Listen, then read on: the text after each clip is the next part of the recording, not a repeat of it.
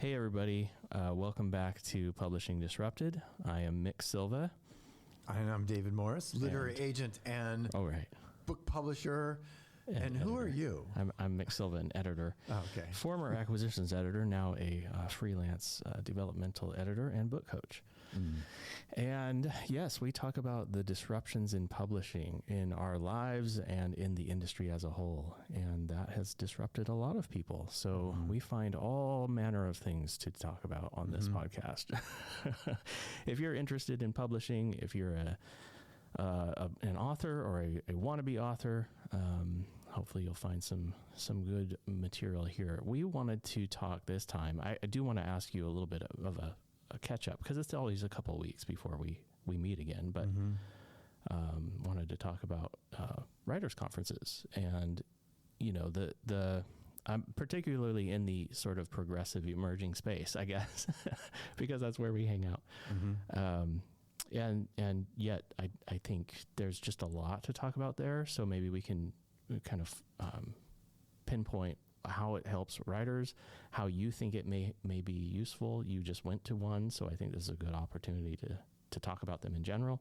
But then, how are you? I mean, what's new in your life? Yeah. You were telling me a little bit beforehand about a German club you went to. That sounds fun. Yeah. I've been just nurturing a hobby slowly of learning another language, and it's great. It takes me out of my reality, and I use apps, I've read books, I've watched YouTube videos, I've gone overseas, and I'm trying to learn German. Yes. And I can't do it fluently at all, not at all.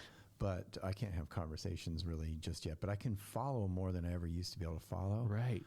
I'm catching on better, and like when my wife and I traveled to Austria last summer, I was surprised at how much I was able to read and interpret things for us as we were trying to navigate being tourists. So you're picking it up. Yeah. But last night I've always been trying to get up my courage to go once a month here in Grand Rapids at a particular German brew house, brewery. They have gatherings, and once a month, one of the gatherings is just an informal group of people coming to just talk in German with each other. And I just was there. I said, I'm the new, our new people welcome. I walked in, and they welcomed me, and there were people there from Germany. There were people there who have lived in Germany. There are people there with relatives in Germany. Wow, yeah. And all either wanting to speak the language, learn the language, be nostalgic about. It's a great way to do it, Germany. too. Yeah. Because you're going to have all different levels, I'd imagine, and then you can definitely pick things up better when you're hearing it spoken. Yep. Yeah. There was even a song that they sang at one point. Someone just like burst into a song and they all sang it and Seems very German. Beer. Yeah. I didn't even know what they were singing. Honestly, that was a total new thing for me. Yeah. And then I ended up sitting next to someone who wasn't as proficient either. She was far more proficient than me, but she was willing to talk English, and we actually had a chat. I found out she goes to a very well-known progressive post-evangelical type church in Grand Rapids. That exists? Yeah, we can get into it later. I don't want to name names and get into those Must things. be downtown. Yeah, I think, that sounds really fun. And my girls are at GBSU. They're learning languages, Japanese and Spanish, respectively. And I took a bit of Spanish in high school, but, hearing Charlotte talk about in Spanish, her learning brings it all back. And that's just it's a nice thing. I mean, obviously as language nerds, we just gravitate toward that. I think it's really fun to figure out word derivations and different meanings in different cultures. Yep. So it also kind of connects you to something that maybe even is part of your background or your roots. Yeah. For you, right? Isn't there some Spanish there's in your... Portuguese. Apparently there's some French in there. I'm American mutt, so I'm sure there's some German at some point. As so many of us, including me, yeah. I have some Swiss in my background. I know I have some German. Yeah. Some Swiss is actually the most direct line for me. from literally the Swiss Alps. Yeah. Had Catholic ancestors who went to Arkansas. I mean, there's a lot of German there too. Exactly. I mean, Actually, there's crossover. 3 languages in Switzerland, believe it or not. There's German, there's French, and there's Romanish. Romanish. Yeah. See, this is not something that I would ever know. Yeah, exactly. Otherwise. Yeah. But it's like very common knowledge, and we Americans are so like, Oh God. we're in our own little America-centric. bubble. Yeah. Yeah. So, no, that's fun. I mean, and you don't even have to go very far to find and there that. was beer involved. Very different culture.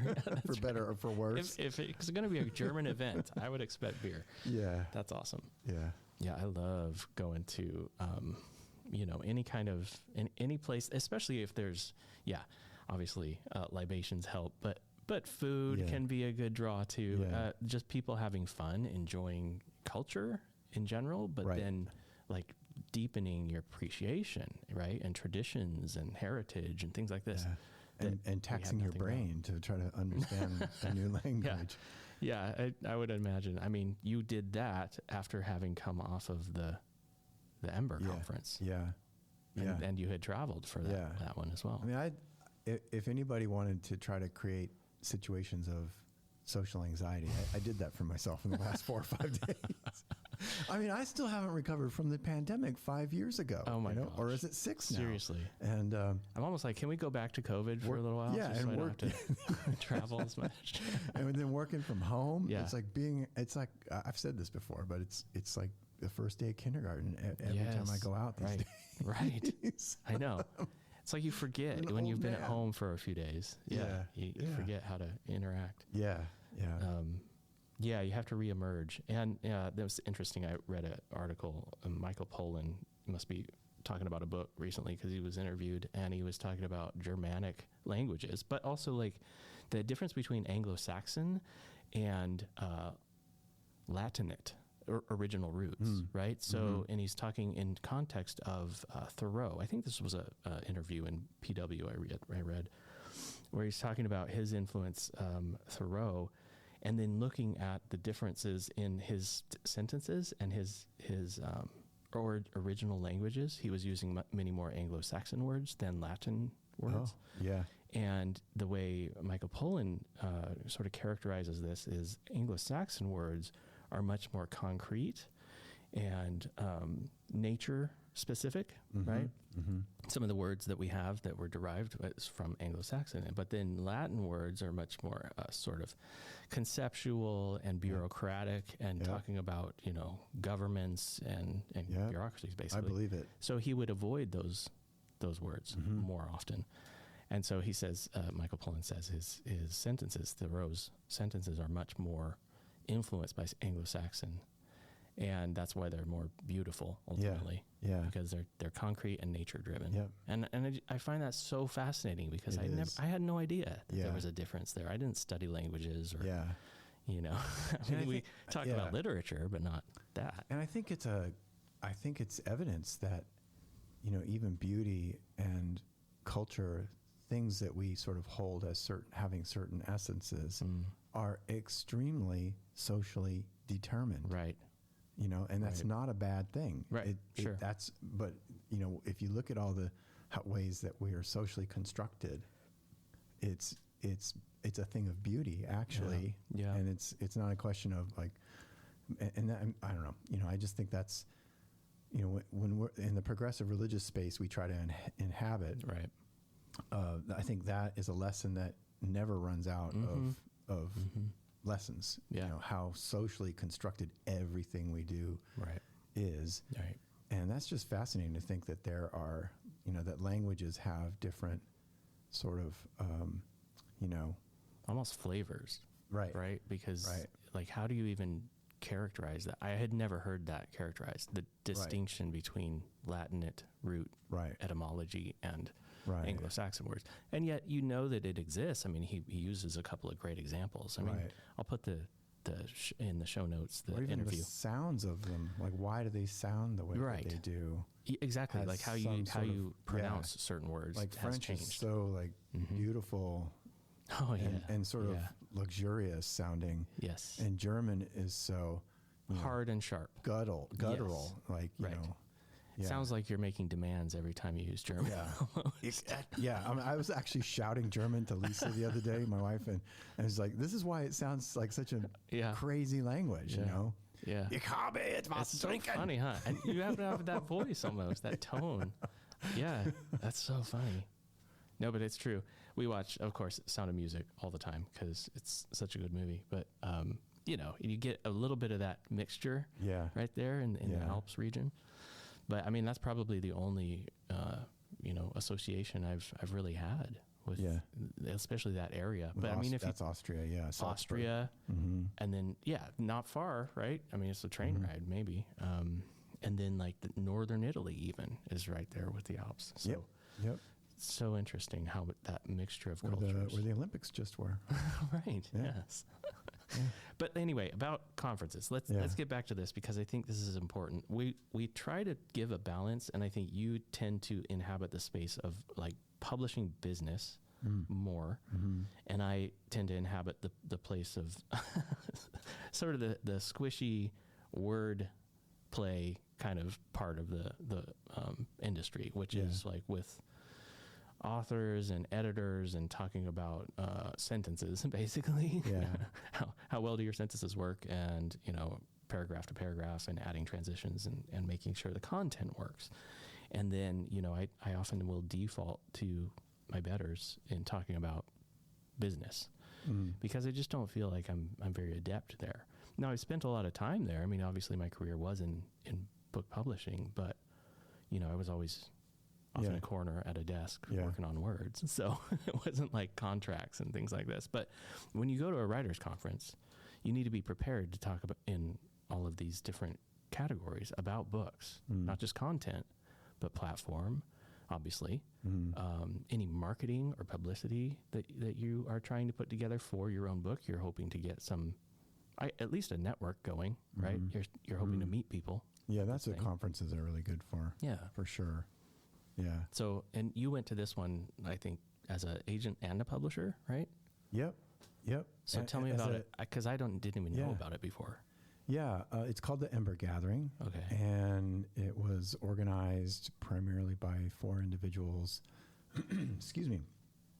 Tamise Spencer Helms, who happens to be a Lake Drive Books author. Okay. Yay. And Brian Recker. Yep. Who's a hyponymous author. Right. Which is your literary agency. And then Adam Evers, who actually started Believer, which is a gay Christian dating app. Awesome. Really cool. Yep. Yeah. And Kat Gonzalez, who I don't know as well. And then also it was co-hosted by Adam and then Naya Abernathy. Okay. And they were all sort of hosts, but organizers. Yep. Right? And they did a splendid job. Nice. It was so well organized. There was somebody there. I don't know which one of them. I'm suspecting Adam was the person who really led a lot of things, but I could be wrong.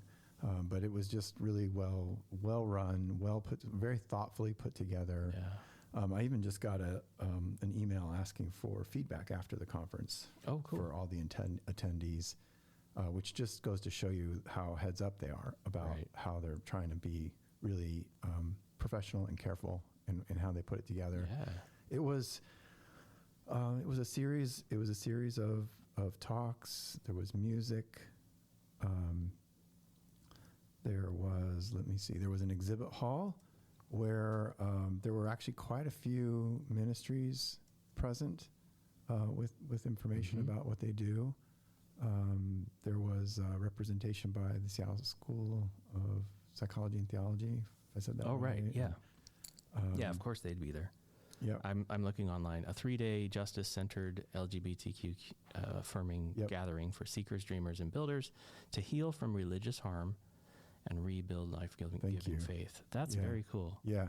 Very strong Black creator, artist, author representation, queer representation. Mm-hmm. And it's in Oakland, California. Oakland, so California. If that tells you anything. Very which I learned diverse a lot about. Area. One of the things they did that was really unique was they didn't just have us sit and listen to talks all day long. It did stretch from morning until evening, but they, it was like a Friday evening all day Saturday, and a Sunday morning. Nice. But the Saturday, we were given lots of options for the afternoon in particular, like late morning into the afternoon, to gather with others under different formats. Some were like small group chatting going on with a leader on a topic. Yeah. Others, informal, right? Yep, very informal. Others were just more smaller talks, and then others were they called them excursions, where you can go out and with a group of people and just get tacos. Yeah, that's so awesome. I joined there was one that went off into the Redwoods, I think. Okay. And then I went with the one that was the tour of Oakland, and I'm telling you, I got the best one. That's so fun. Because we had this guy who was part amazing. Of. There was this was done in partnership with from what I can tell, like a post-evangelical church that meets in this. It was a shared workspace facility that had a large meeting room, large area space, event space, and. I think they partnered with that church a lot to bring in the sound equipment and to bring in music. You would need something like that. Yeah, because they were really good at it, the screens. And that's cool. There was one of the guys from that church he's like a big aficionado of the history and complexion of Oakland. Nice. And shared all kinds of things, walked us around town. Yeah. Just he talked about the diversity. Yep. He talked about justice issues. He talked about the culture and the character. Different areas and events there. Talked about what's going on with the sports teams leaving. Okay. And the greed that's involved, but also how there's some local sports teams that people are rallying around. Cool. The changing population, what happened with the pandemic. Oh, sure. In terms of downtown office space. The protests and it was also at the city hall where first off there was a banner for Alyssa Liu, the ice skater, congratulating her, welcoming her home. And then there was also, he mentioned that's where Kamala Harris kicked off her presidential campaign. Man. Yeah, that's significant. It was really good. Yeah, that was an amazing tour. This is national. I felt like I should have been paying the guy. It was, and then the other thing that was great about it, this is what the conference organizers intended, I'm sure, or were hoping for anyway. Was you're walking these sidewalks and you're just chatting with people. Say, hey, what's your name? Where are you from? What are you up to? What brings you here? How do you know these folks? And I learned so many things. Sure. I met some people and had deeper conversations than I would have if I was just sitting in a chair listening to talks. There you go. That's right. And actually, I just got an email from someone last night. Yeah. Sort of as a follow-up to one of those chats. Cool. Putting me in touch with someone else who he thought we'd have something to talk about. So that's really great. Super cool. Yeah. So they're going to do it again, I'm hoping. I hope so. This was the first time. I hope so. Yeah, I think they had a pretty good turnout. And the space itself was full. Yeah. And a few hundred, I would imagine. No, I think it was less. You think so? Yeah, it wasn't a very big space, but maybe next time it'll be bigger. I think it was less, but hopefully they broke even. Yeah, I really hope so. And they did have a number of sponsors. Cool. So that helped. Okay. Really good job organizing. Yeah. Yeah. And then in the exhibit hall, I got to be there with my Lake Drive Books table.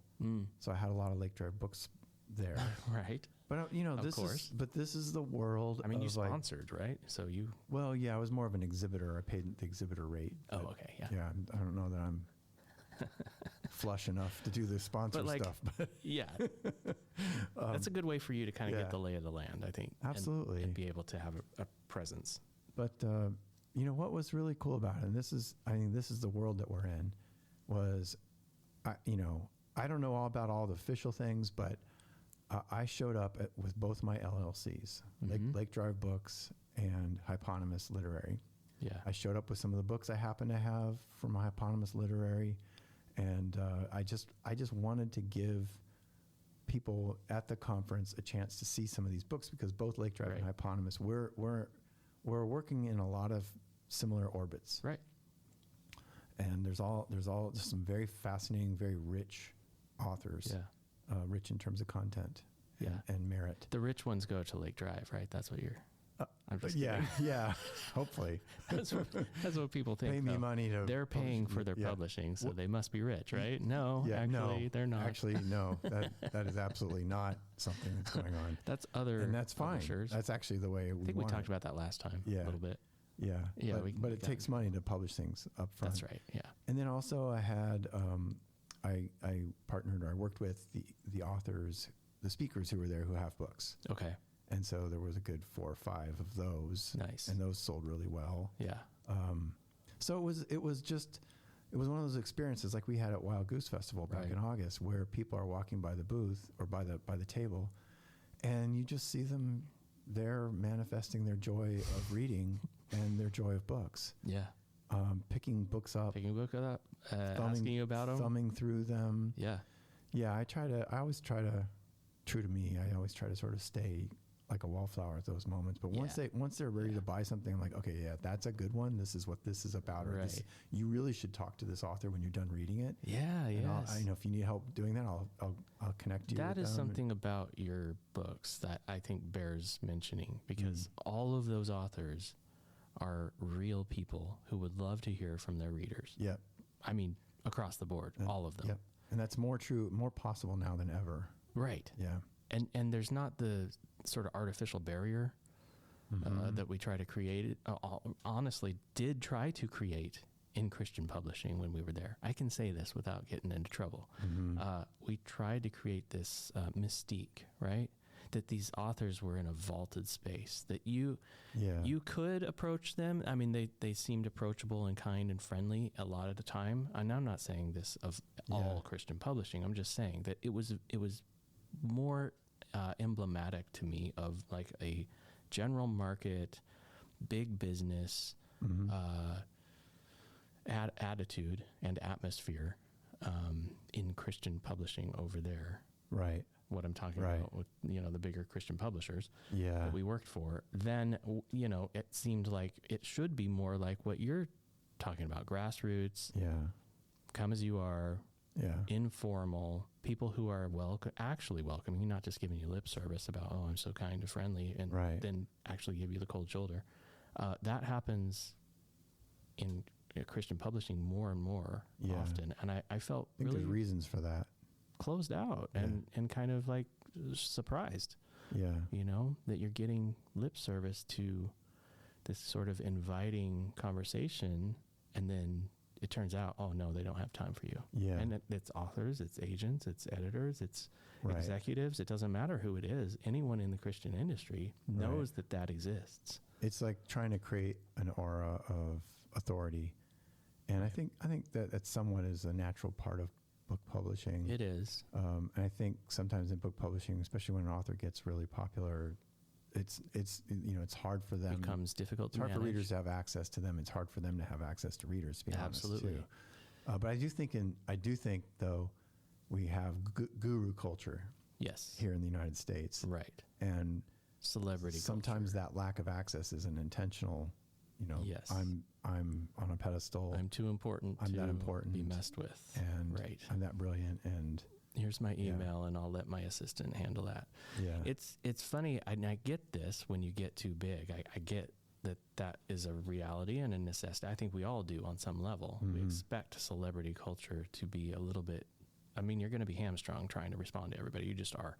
And yet there's all these stories of people who are real people, and how amazing that is, that they're so, approachable still, or so, I don't even know where necessarily I'm going with this, but I've experienced it a lot. And when I'm talking about like Lake Drive authors and people who you're talking to at this Ember Conference, could just be someone on the street and you would never know, but they have this great book out that hasn't been published in a traditional way because maybe they just want to stay informal and grassroots and progressive, let's say, rather than part of the system.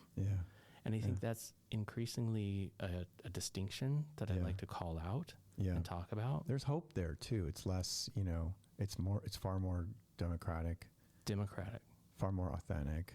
You actually have a lot of people in the room talking into this material. Right. And it's not just us trying to be virtuous about what we do, because we can't Virtue signal. because we can't scale it. Yes. It's more that's actually there. It's actually no, there. it's real. It's actually there to be had. It's there for the we're not taking. doing this because it's a token author that we can It's there to enjoy. put in our catalog and say we're diverse too.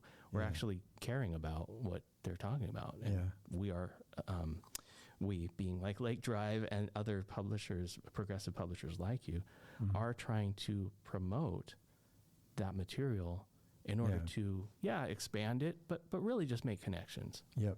And I think that's, for authors who are listening, that's something that we've talked about a lot, is making connections. I do think that having like public speaking is always a key component of platform. Right. If you can find your way into it. And one of the ways would be going to conferences like Ember or Wild Goose, which I mentioned. There's the Post-Evangelical Collective that's happening in April in Boston. Yep. That's more for like church leaders and lay leaders in church, trying to find faith-driven communities in without the baggage of evangelicalism. And so lots of authors there too. Theology Bible Camp is one. Okay.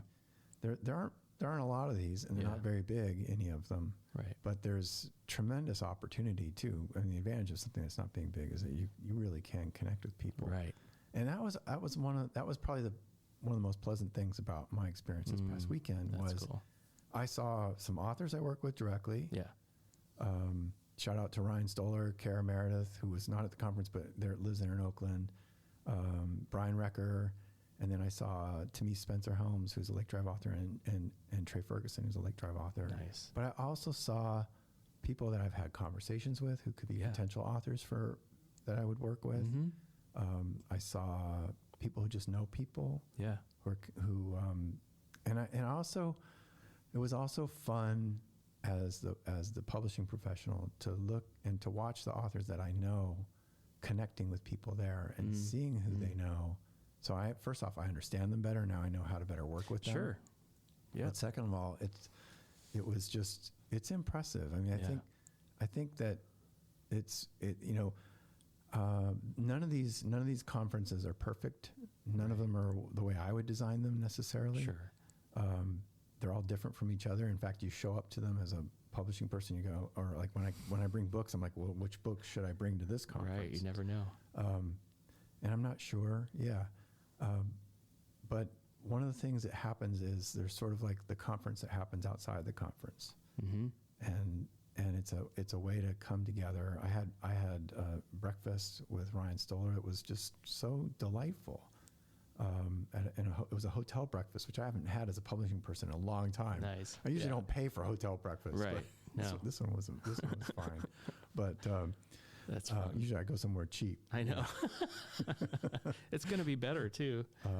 But it was just to see that hey, have you ever met so and so? And I will say there was a really good vibe at Ember. Yeah, I can imagine. With regard to that in particular, it felt really, not just like trying to be, look how good we are, or how nice we are, but it was it felt genuine. You used the word democratic. I like egalitarian, right? And this is probably a Latin word, so But at the same time, it serves. I think if not Anglo-Saxon. No, I don't know. Maybe it is. We'll have to look it up. Oh, I'm so interested in that now. But like if it's egalitarian and it's allowing for a lot of different people, and that's the nature of diversity, right? Yeah. A lot of different people to have their voices heard. Yeah.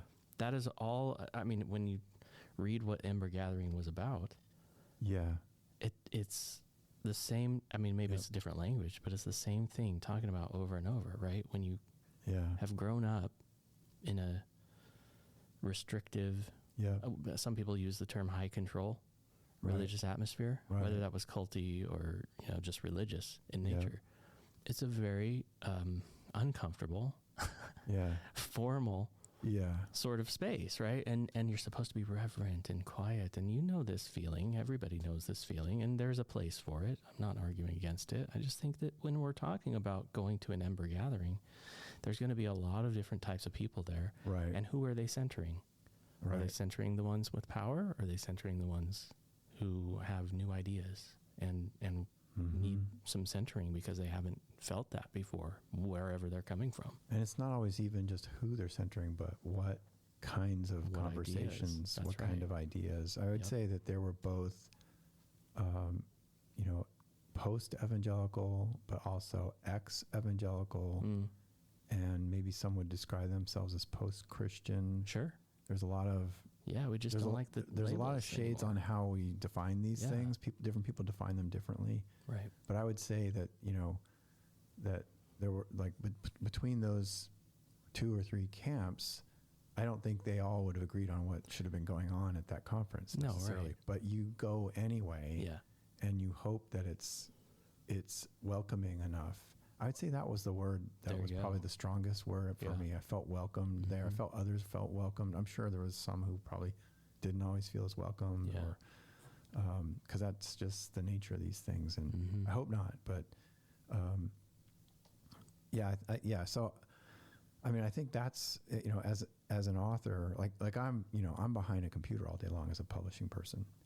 And to get out in front of and to be around people, and not to, of course, there's the anxiety. Sure. You don't sleep well that first night when you're traveling, never. Yeah, but, that's true. So I cool. think that if you can cultivate like real life relationships, and find ways of being in, real spaces, not just online spaces, which I'm all for the online spaces. There's some tremendous power there. That's absolutely. And in fact, that's what else do we have right now? Well, and it can feel safer. Sometimes. I think, quite honestly, it can feel safer to a lot of people who have been burned at other conferences. Yeah. But being in real life it's so powerful. We're talking about nonfiction authors, mostly nonfiction kinds of spaces. But I do think that as book people, as book authors and writers, there are other opportunities. And we kind of have to, I think now it's not as easy to make them happen. We kind of have to seek them out, or maybe even create them ourselves. And that's what some of these organizers did with Ember. They created this themselves. Yeah, it's very cool. Themselves. Yeah. Yeah. And I think it is a collective. You mentioned a lot of people who are kind of the organizers and hosts. So it's not just like 1 or 2 folks who decided There were a lot of favors called in, I think. Yeah. Yeah. That's very cool. I mean, if we were going to do something, and maybe we will at some point, who knows, but I think it would be like that. It would be more democratic, egalitarian. What ideas and people do we want to center? I think we start there and say, how can we shift the power? Yeah. Like, when people show up to this, could this be different? Could it feel different? And that's going to start from the ground floor, and a lot of people who are kind of contributing to that idea together. That sounds cool. It was the 3-day conference, right? And were there, I mean, I'm imagining sessions, breakout sessions, and keynotes? Yeah. So, I mean, that's your basic format. Yeah, it was it had its own sort of setup, but Yeah, because we're going to the Faith and Writing Conference at Calvin coming up Festival of Faith and Writing in April. Yep, and that's another one that's be a Lake Drive table there as well. Yeah. So billed as more of a readers conference than a writers conference, maybe. Yes, just because it's not really set up to. I don't know if there's writer interviews with editors or agents or things like that there. You can't have one-on-one meetings. They do make space for it. It's more just to talk to the authors and the people who are coming. I'd say it's not like your typical writers conference, even though it talks about writing. Yeah. It's more of a readers conference, I think, but writing does get talked about. And I really appreciate. Everyday writers do show up. Yeah. That's what all writers are, right? They're everyday writers. Right. I always prefer to work with people. I mean, as an editor, obviously this is true, but I prefer to work with people who read books than people who just want to write a book and they're like, what books do you read? And they give me a blank stare. Yeah. So 3-day kind of thing, getting together to connect with people. I mean, I'm going to just say this. I'm always reticent when a conference bills itself as faith, anything faith in there, or includes worship in the event. I get it, definitely. I feel like that's really volatile. I went there with the same feelings. So I tend to avoid the worship, and I avoid the faith talks because I just don't want people putting their fingers in that right now. And I think there were other people there who were who weren't, who felt the same way. I might not always feel that way, but the mixture. Yeah. So I think if someone felt that way, or if they felt, that they're still sort of processing some of their worship past experiences and things, they wouldn't have had to feel out of place to not attend or not speak in that way. And I think it's a very real question as to what we're doing with religion and faith in the United States in particular right now. Yeah. What is the next step? There's a whole spectrum of those of us who are saying, let's stop what we're doing. Right. Evangelical wise. This. Yeah. We need to change this. But some are saying, but you still got to get back to certain things. Yeah. Right. But it could be that it, like in the next, 100 years, it really is supposed to look even very different without necessarily getting rid of talking about what's sacred and what matters and what's ethical and what, or having a space for that. Yeah. Yeah. I agree. It just shouldn't be compulsory. Right.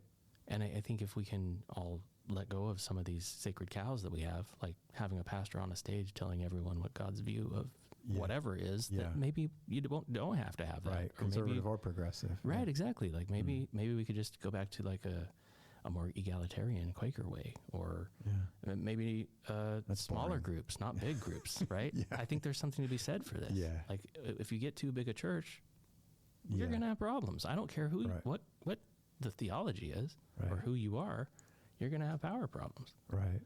And are they working at that? Is what they're doing to combat that effective? Like these are all conversations that we need to be having, right? I think that's a very real critique about like the size of your church. If you're trying to grow your church really huge, that maybe you shouldn't do that. What's going on here? Yeah. Yeah. Maybe you should stay local and small. Yeah. And why are you trying to do that? Yep. Yeah, I do. I think there's conversations. And what kind of life and structure can you have outside of that? Mm-hmm. Yeah. Instead of consolidating all these dollars, right, to build giant buildings and have all these programs, and sure, there's some outreach and some charity work, but I think all kinds I'm of not a strings pastor. attached. You're not a pastor, but there's some giant budgets there. I had pastor dads. Yeah, and we saw what happened. Right. And I don't think it's.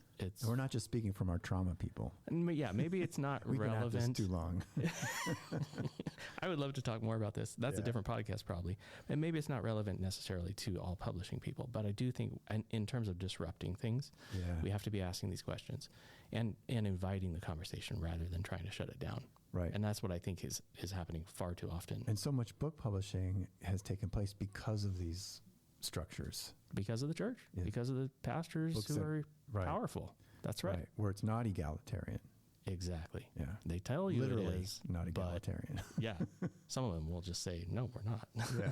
But anyway. It's hierarchical. There's a lot to talk about there. It's complementarian. It's authoritarian. These are all Latin words, I'm pretty sure. I'm going to go look them up. Yeah. Thanks for being here, everybody. This is fun. And I'm really grateful, David, for your continued engagement with these questions.